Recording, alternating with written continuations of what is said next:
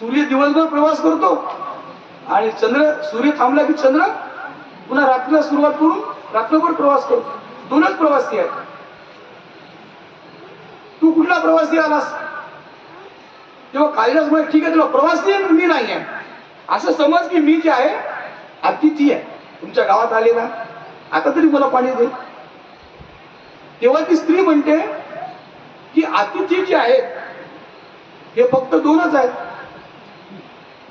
एक आहे धन आणि दुसरं आहे तारुण्य. आपल्याजवळ आलेलं धन कायमचं आपल्याजवळ पाहुणं म्हणून आलेलं आहे आणि ते केव्हा जाईल सांगता येत नाही. आमचा राम राम घ्यावा. आणि तारुण्य ढळता सूरज धीरे धीरे हे अतिथी आहे आणि दोनच आहेत. तिसरं तुम्ही कोण आहे आम्हाला माहित नाही. याच्या घशाची कोण पडतच चालली. बरं ठीक आहे म्हणजे माती जाऊ दे, मी अतिथी सुद्धा नाही. आता माझी अवस्था इतक्या वेळ मी थांबलं म्हणजे सहनशील आहे. आता तरी मला पाणी दे. तर ती म्हणते की सहनशील फक्त दोनच आहे. कोण? एक धरती आणि दुसरं झाड. किती दुष्ट झाले तरी धरती त्यांचा भार वागवते आणि त्या झाडाला गोटे मारले तरी झाड जे आहे फळ देते. मग तुम्ही कोण आहात? सहनशील नाही आहे. सहनशील दोनच आहे. दुसरी तुम्ही कोण? झाड नाही धरती नाही. तुम्ही मग? तो म्हणतो की बा मी हट्टी आहे, मला पाणी पाहिजे म्हणजे पाहिजे. जर ती म्हणते हट्टी सुद्धा दोनच आहेत. कोण? नख आणि केस. किती वेळा कापले तरी पुन्हा पुन्हा येतात. शेवटी तो म्हणतोय की बाई मी मूर्ख आहे. मूर्ख तुला माहित नाही का, या पूर्वी मला मूर्ख म्हणायचे, तोच मी आहे. तर ती म्हणते की मूर्ख सुद्धा या जगामध्ये दोनच आहेत. कोण? एक म्हणे राजा आणि दुसरा प्रधान. राजा कसा की जो प्रजा आपली नसतानाही आपली आपली म्हणतो, नको त्या लोकांचे ओझे आपल्या डोक्यावर घेतो. आणि प्रधान म्हणजे आपल्या राजाचे किती जरी चुकलं तरी आमचे राजे साहेब बरोबरच. अशी मूर्खाची जोडी मला माहिती. आता तुम्ही सांगा तुम्ही कोण आहात? तेव्हा त्यांनी जे आहे त्या वृद्ध स्त्रीच्या डोक्यावर पायावर जे आहे ते डोकं ठेवलं आणि जेव्हा त्याचं मान अशी खाली होती, पायावर डोकं होतं, तेव्हा ती स्त्री म्हणाली उठ बाळा. ते शब्द जेव्हा ऐकले, जसं आयनाथ महाराजांचे शब्द ओळखलं का दाजी विठ्ठल पंतांना, ते शब्द जसे उठ, अरे हे उठ बाळा शब्द मी कुठे ऐकले होते? गडकालिका मंदिरामध्ये. आणि ही ती देवीच तर नाही म्हणून त्यांनी वर पाहिलं. तेव्हा ती साक्षात कोण होती? गडकालिका होती. ती म्हणते की शिक्षणाने ज्ञान येते, अहंकार येत नसतो. मी तुला शिक्षण दिलं, तुला माझा सरस्वतीचा मंत्र दिला, त्याने तुला ज्ञान आलं. पण मी तुला ज्ञान दिलं, तू मात्र त्या ज्ञानाचं रूपांतर कशात करून बसलास? अहंकारात करून बसलास. मान सन्मान इत्यादी सर्व शिक्षणाने मिळणारी प्रतिष्ठा मान सन्मान तू स्वतःचा समजलास, तो तुझा ज्ञानाचा आहेस. त्यामुळे तुझे डोळे उघडणं जे आहे ते आवश्यक होतं. आणि म्हणून मी या ठिकाणी आले. जी जगन्माता तुम्हाला शक्ती देते ती तुमच्यापासून शक्ती पुन्हा हिरावून सुद्धा घेऊ शकते. किंबहुना घेण्याचा अधिकार हा प्रज्ञाचक्षू गुलाबराव महाराज होते. त्यांनी एका व्यापाऱ्याला मूल होत नव्हतं, दिलं म्हणे तुला मूल. मुलगा झाला, त्याच्या बारशाला त्यांना बोलावलं. बोलवल्यानंतर आता मुलगा झाला आणि त्यांनी जे आहे काही विप्रवर्गांचा अपमान करायला सुरुवात केली. ते शब्द जे आहे त्या प्रज्ञाचक्षू गुलाबराव महाराजांच्या कानावर गेले. दिसत तर त्यांना नव्हतंच, फक्त तो असा असा बोलत आहे. तर त्यांनी ताबडतोब त्याला बोलावलं आणि सांगितलं की तुला मी मुलगा देऊ शकतो, तुझा मुलगा घेऊ सुद्धा, कारण तुला त्याचा गर्व झाला. उतू नका, मातू नका, घेतलं व्यवसा टाकू नका. आणि ज्याचं बारसं होतं तो मुलगाच राहिला नाही तर बारसं कोणाचं होणार. पुन्हा त्यांनी त्यांच्या घरी पाया पडल्या. पुन्हा किती वर्षांनी जेव्हा त्यांचे मन प्रसन्न, पुन्हा तुला मुलगा होईल, पुन्हा मुलगा झाला. आणि तो जो आहे गुलाबराव महाराजांच्या सगळ्या कार्यामध्ये नंतर कामाला आला. ही ताकद त्या शक्तीच्या ठिकाणी असते. अशा प्रकारे भगवतीने जे आहे त्या सुरत राजाला, समाधी वैश्याला, सुदर्शनाला, सत्यव्रताला, अनेकांना आपल्या कृपेने जे आहे ते कृपा बहाल केली आणि त्यांना जे आहे चांगल्या सुस्थितीमध्ये आणलं. फक्त त्यांनाच आणलं का, तर या जगताचे जे चालक मालक आहेत असे ब्रह्मा, विष्णू आणि शंकर हे तिघचे तिघ सुद्धा मणिद्वीपामध्ये सहल करायला गेले. त्या पुष्पक विमानातून ते सगळीकडे जे आहे ते चालत आहेत आणि त्यांनी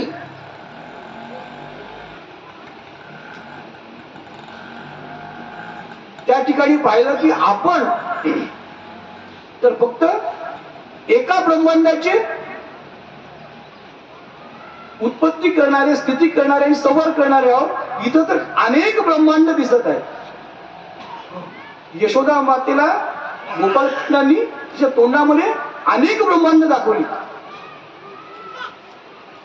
तेव्हा त्यांचा जो आहे गर्व कमी झाला. ब्रह्मदेवानी जेव्हा गोपालांना आणि गाईला घेऊन गेले, स्वर्गात जेव्हा पोहोचत आहे तेव्हा त्या ठिकाणी इकडे तर त्यांनी आपले नवीन गोपाळ तशाच गायी तयार केल्या आणि तिकडे त्यांच्या त्या लोकांमध्ये, ब्रह्मलोकामध्ये प्रत्यक्ष ब्रह्मदेव सुद्धा तयार करून ठेवला. आणि ब्रह्मदेव म्हणाला की अरे माझ्या सिंहासनावर कोण बसलेला आहे. एवढी कर्तुम अकर्तुम अन्यथा कर्तुम शक्ती असणारे त्यांच्या समोर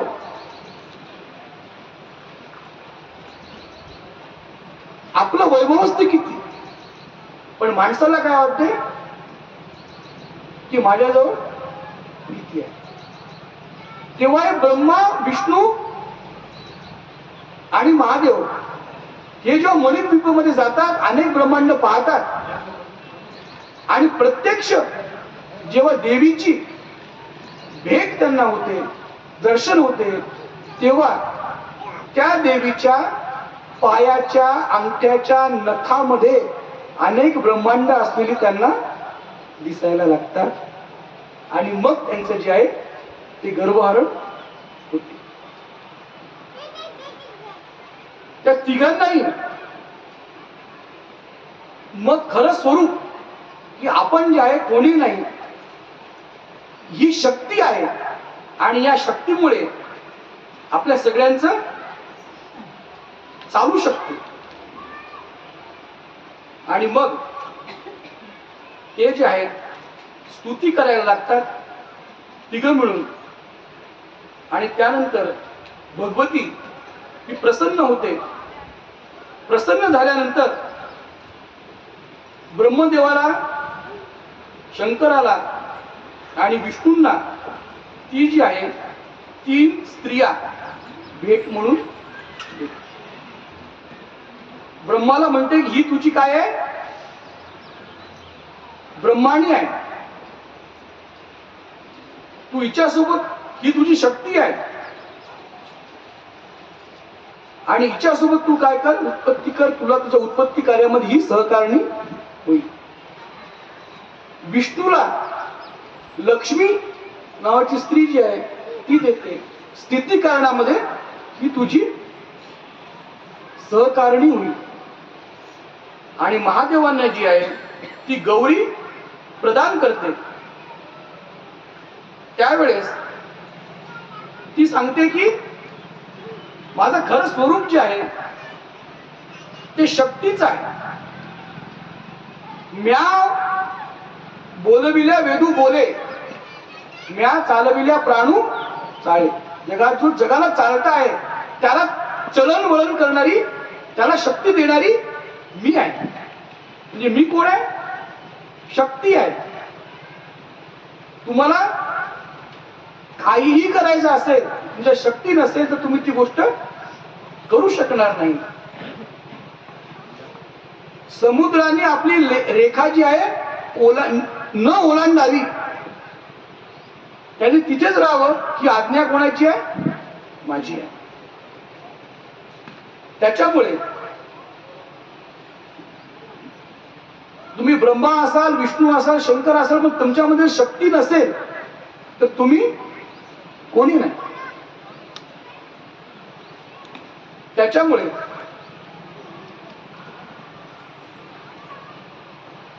एखादा जर माणूस खाली पडला असेल, कोणाला चक्कर येत असेल, स्वतःला सांभाळण्यात तो अयोग्य असेल, कोणाच्या हृदयामध्ये चिंता भरलेली असेल, जो खूप घाबरला असेल, त्याला जे आहे लोक काय म्हणतात? हा काय आहे? रुद्रहीन आहे असं म्हणतात का? विष्णूहीन आहे असं म्हणतात का? ब्रह्माहीन आहे असं म्हणतात का? त्याला काय म्हणतात की हा माणूस काय आहे? शक्तीहीन आहे. याच्यामध्ये शक्ती नाही. तुमच्यात जी पॉवर आहे ती मी आहे. आणि माझी उपासना तुम्हाला करावी लागेल. आणि त्याच्यासाठी आज तुम्ही तुम्हाला दिलेलं कार्य करू शकत नाही म्हणून तुम्ही माझ्या भेटीला आलात, तर म्हणून तुम्हाला ते कार्य करण्यासाठी मी जे आहे या 3 स्त्रिया देत आहे. त्या तुमच्या काय आहे? शक्ती आहे. आणि त्या तुम्हाला सगळ्या कार्यामध्ये मदत करतील. एम ह्रीम क्लीम हे माझे मंत्र आहेत. ते सुलभ आहेत. भक्ती आणि मुक्ती या तिन्ही मंत्रामुळे मिळू शकते. याचा जप जो आहे तो ओम प्रणवाच्या सोबत करावा. मी आद्य आहे, मी शक्ती आहे. हे तिन्हीच्या तिन्ही देवांनी त्या भेटी ज्या आहेत त्या स्वीकारल्यात. आणि ते म्हणतायत की आम्ही हे सगळं घेऊन त्या मणिद्वीपातून बाहेर पडलो.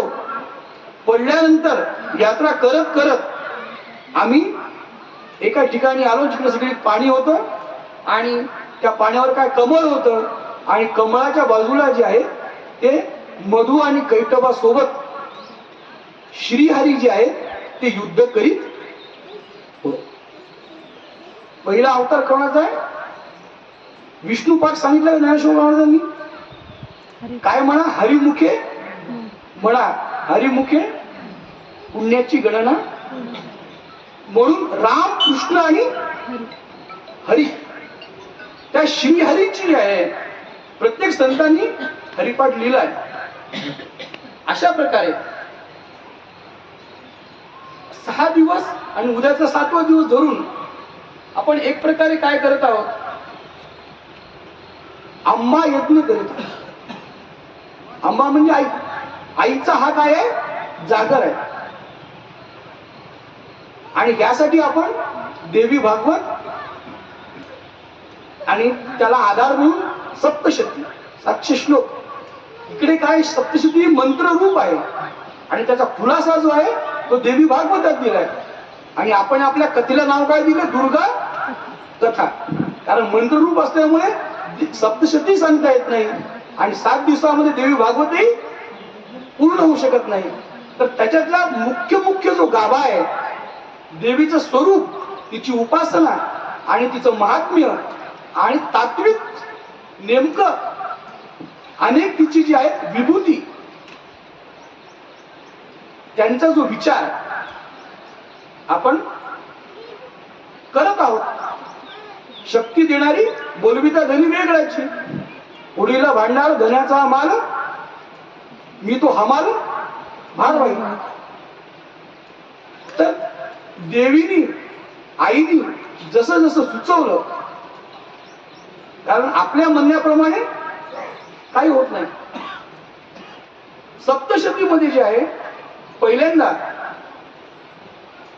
कवच म्हटले जाते, मग अर्गला म्हटले जाते, आणि मग जे आहे किलक म्हटलं जातं.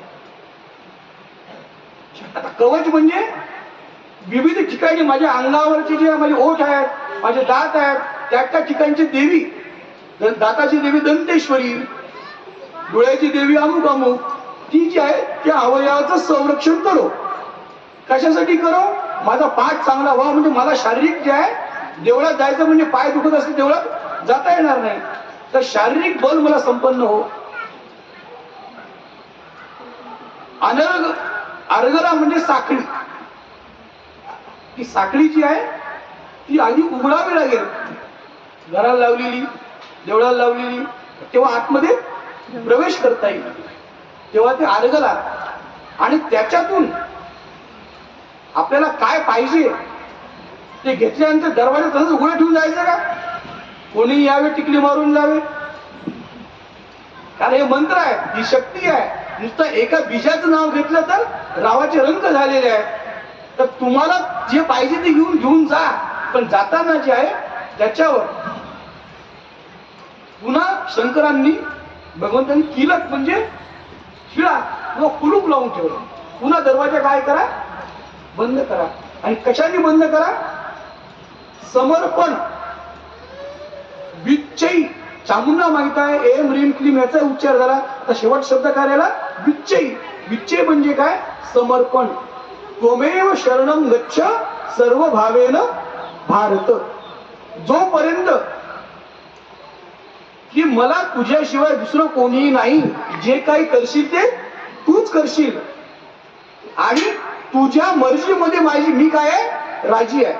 तू जसं ठेवशील त्याच्यामध्ये मला पूर्ण विश्वास आहे की तू मला खड्ड्यात पडू देणार नाही. मी कितीतरी वरून उडी मारली तर मला झेलणारी जी आहे ती तू आहेस. हा भाव, हे समर्पण, की तू मन हे मीची करी, माझी या भजनी प्रेम धरी, सर्वस्व नमस्कारी मज एकाते. जेव्हा हा भाव तयार होतो तेव्हा जे आहे समर्पण वृत्ती तयार होते. आणि मग जी आहे त्या तिन्ही किलकांचं जे आहे म्हणजे कवच, अर्गला, किलक याचं पूर्ण होऊन नंतर 13 जे आहे अध्याय वाचले जातात. आणि त्यानंतर पुन्हा हे 3 पुन्हा म्हटले जातात, म्हणजे मलपृष्ठ मुखपृष्ठासारखे मध्ये 13 अध्याय. आणि मग देवीचं जे आहे प्राधानिक, वैकृतिक आणि मूर्ती असं 3 रहस्य सांगितलं गेलं. प्राधानिक म्हणजे प्रधान, जे मूळ आहे, आदी माया जगदंबा, आणि तिच्यामध्ये विकृती तयार झाल्या म्हणजे त्याचं स्वरूप कालांतराने मग त्रिगुणात्मक सत्व रज तम या गुणांनी स्वभावांनी असणारी महाकाली, महालक्ष्मी, महा सरस्वती तयार झाली. त्याच्यात विकृती निर्माण झाली. आणि मग त्याच्या जे आहेत त्या तिन्ही विकृतीपासून अनेक जे आहेत इंद्राणी, वाराई, आमची जे सुरुवातीला जिथे यायचं होतं, जेव्हा असं करू का फ्रेमवर्क बेसमेंट तयार करायची, असं इथून बोलायला सुरुवात करायची, तर आमच्यात प्रश्न आला की व्हॉट अबाउट कालिंका. आमची आई म्हणते मी कालिका वाद्य जात आहे ना, मग कालिका वाद्य सांगायला पहिल्यांदा. कालिका विषयी काहीच बोलत नाही, आधी इथूनच सुरुवात केली आहे की नाही. पण कालिंका कधी समजेल? जेव्हा आद्या ब्रह्मविद्या स्वसंवेद्या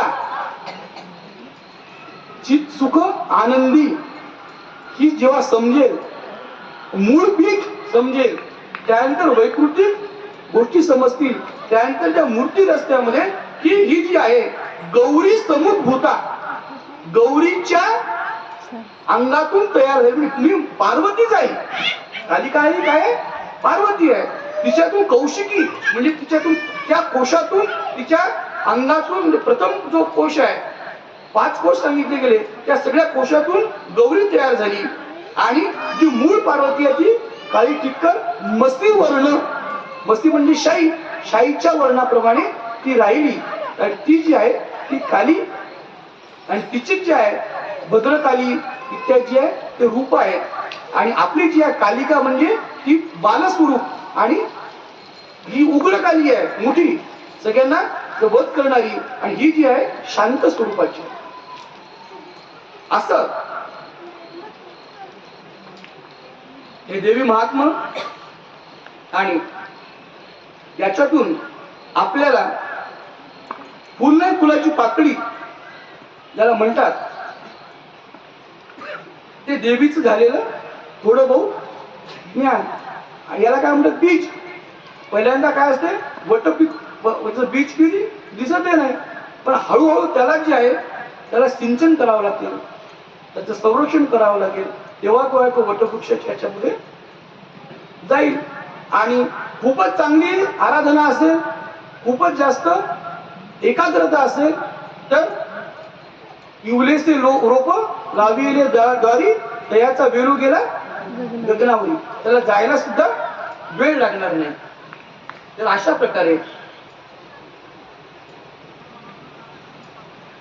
ही सेवा, याच्यामध्ये विष्णुदासांच्या आपल्या या अष्टकाचा आपण थोडासा विचार करूयात आणि सेवेला विराम देऊयात. की माझी पतिताची पापकृती खोटी. आता ही जी कृती होत आहे 6 दिवसापासून, ही खरी आहे का? ही खोटी. कारण आपण काय करणार, देवीचं स्वरूप अचिंत्य आहे, अज्ञेय आहे, अनंत आहे, आणि त्याच्यातला आपण किती भाग सांगतोय, अंश. त्याच्यामुळे ती पूर्ण नाही. माझी पतिताची पापकृती खोटी, तुझी पावन करण्याची शक्ती मोठी. पण तिने जी आहे सेवा स्वीकारली. समजवंता मी काय समजावू, उठ अंबे तू झोपी नको जाऊ. जरी गेलीस तू मायबाई झोपी, तरी बुडतील भव सागरात पापी. ब्रह्मज्ञानी लागतील वाहू, नको अंबे तू, उठ अंबे तू झोपी नको जाऊ. काम क्रोधाधिक चोरटे गृहात, शिरुनी पडले ते दुष्ट आग्रहात. लूटू म्हणती हनुमारू जीव घेऊ, उठ अंबे तू झोपी नको जाऊ. काळ सर्प मुख वासुनी उशाला, टपट बसला तो भीना कशाला, भीना कशाला. कितीतरी या निर्वाणी तुला बाहू, उठ अंबे तू झोपी नको जाऊ. अशा प्रकारची दिंडीच्या चालीमध्ये अष्टक विष्णुदासांनी लिहिलंय. आणि एकनाथ महाराजांनी सुद्धा आपल्या या आईला दार उघड बये दार उघड असं विनवलेलं आहे. तेव्हा आपण हीच प्रार्थना अंबेकडे करूया. काल कोणीतरी म्हटलं की देवी भागवताची आरती व्हायला पाहिजे, तर आपण एक सप्तशतीची आरती घेऊयात आणि विराम करूया. जय जय सप्तशती तव कीर्ती. आरती लावल्यानंतर अंबे एक करी उदासन करी, भक्तासी हाती धरी. विघ्ने दूर करी स्वधर्म उद्धरी, दारिद्र्य माझे हरी. चित्ती मूर्ती बरी वराभय करी, ध्यातो तुला अंतरी. वाचा शुद्ध करी विलंबन करी, पावे त्वरे सुंदरी. बोल भवानीचा उदयोस्तु, बोल भवानी की जय. रेणुका अंबा माता की जय, कालिंका माता की जय. आदि श्री हरिनाथ महाराज की जय.